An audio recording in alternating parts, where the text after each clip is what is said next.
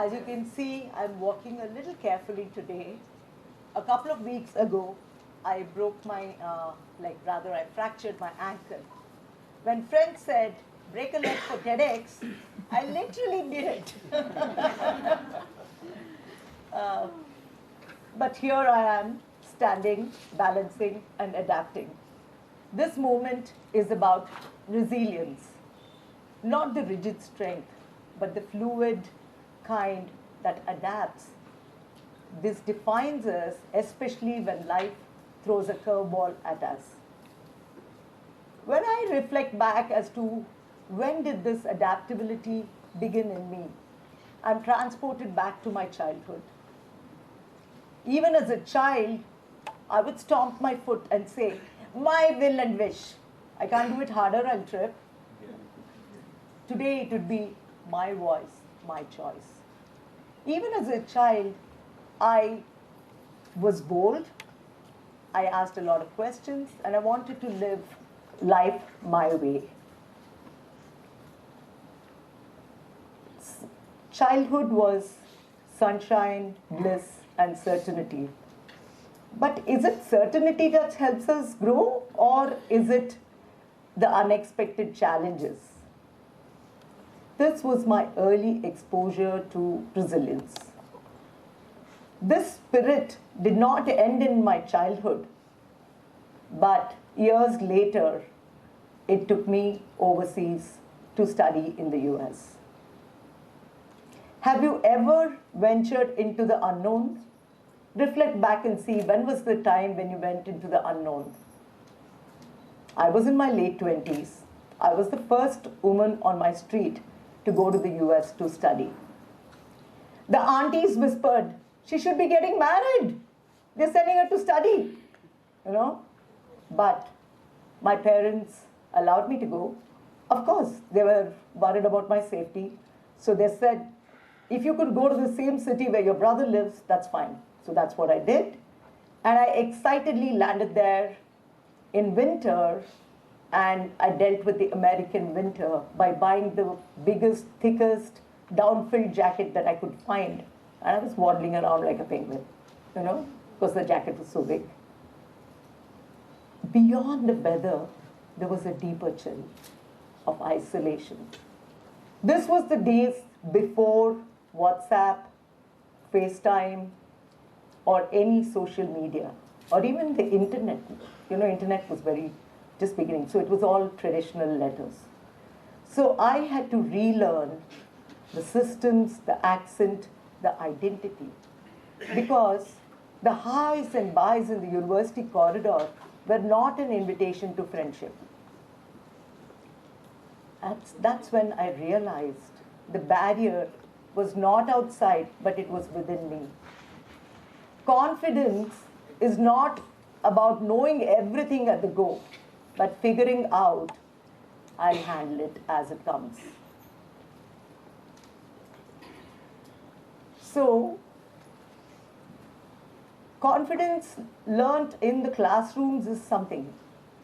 But what happens when life throws a challenge at you in the form of a beautiful dream? I entered my 30th year, and I thought I was entering into my perfect marriage, my dream come true. The dream unraveled very quickly. I moved to the UK. Have you ever held on to something, maybe a relationship, or maybe an idea, maybe a dream, that was really not working out, but you were holding on so tight to it, it was hurting you? Can you remember that time? The most difficult thing to do, but the greatest courageous thing to do, is letting go.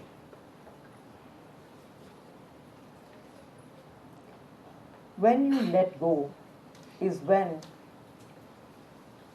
you realize there's resilience in you. You see the glimpse of it.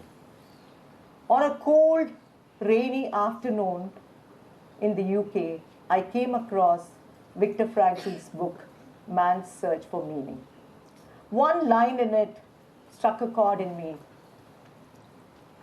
Those who have a why to live can bear almost anyhow. I realized I need not erase my pain, but I need to find a purpose for that suffering. Again, resilience, flow, do not resist. This became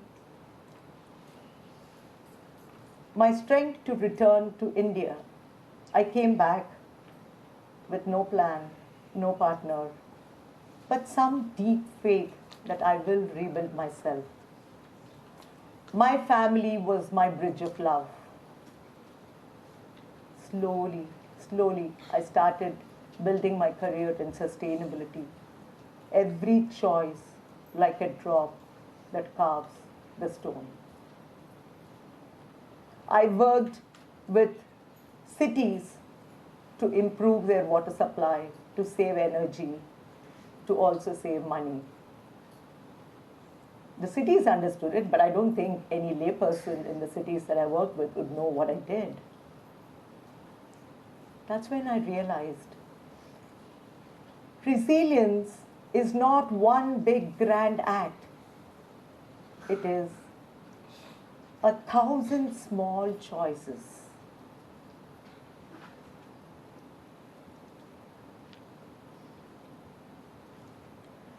Just when I thought I was settling down in life again, life has plans always.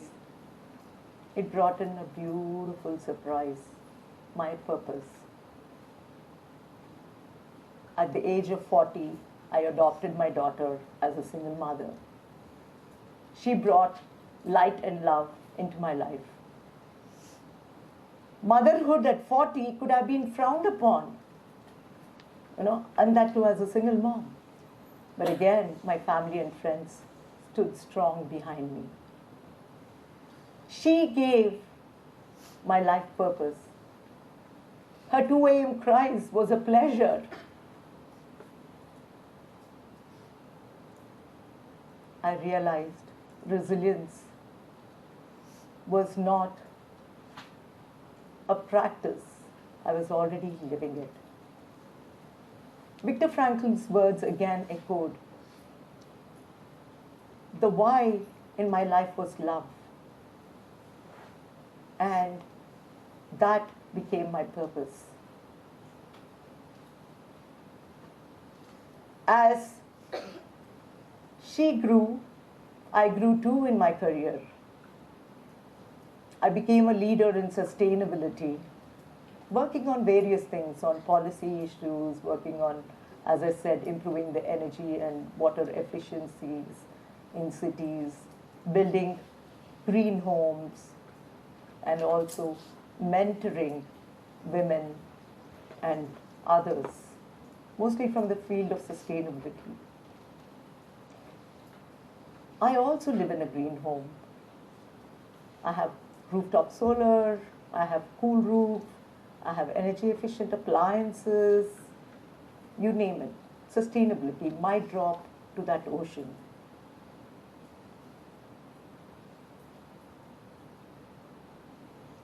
I also have an electric car, and the variant of the model is called Empowered. And I have a tattoo on my arm that says Empowered. Imagine that. Life's coincidences, do you call it? Every chapter brought a new clarity. The stronger my why became, the more my life aligned.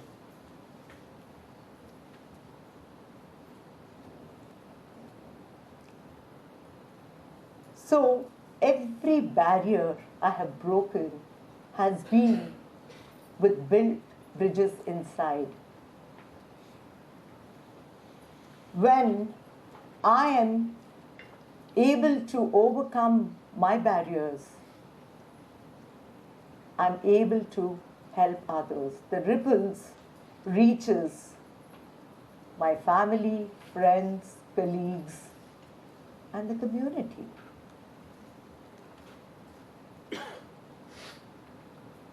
So standing here in front of all of you with the fractured foot and everything, I want to remind you and myself the quiet strength of water. Lao Tzu wrote, "Water is soft and yielding, yet it wears away rock."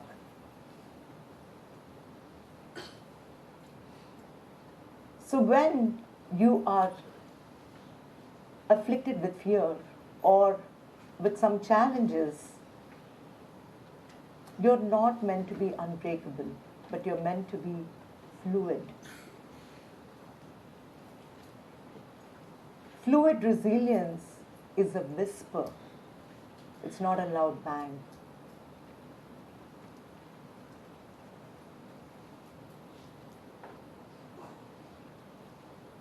When you are faced with these challenges, as life will always throw us curveballs,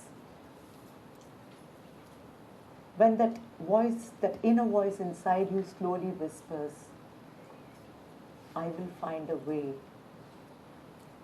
that's your loudest strength.